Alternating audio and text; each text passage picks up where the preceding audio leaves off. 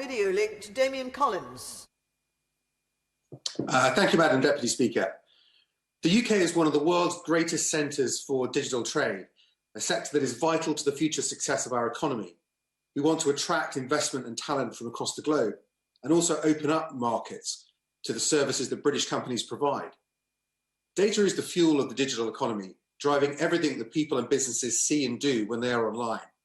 We need to work towards common standards between nations in how data is gathered, stored and processed.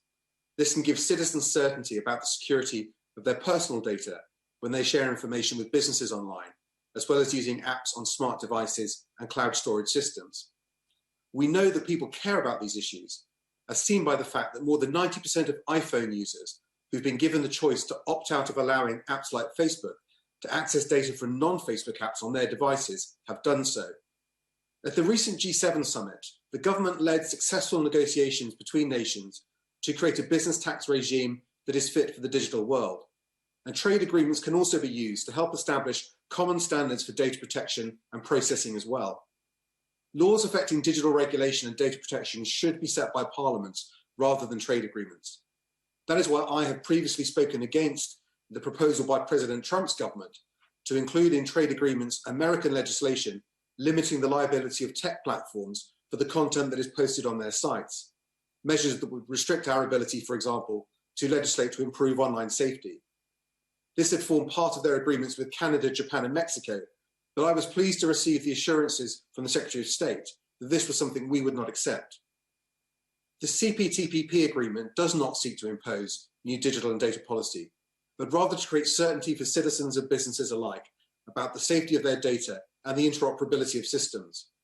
The Information Commissioner's Office has, I know, been consulted closely by the Department for Trade on the CPTPP terms and the obligations it creates. In their opinion, it is compatible with UK data protection law. They have also noted that a number of CPTPP member countries have already been granted data adequacy decisions under the EU's GDPR, including Canada, Japan and New Zealand.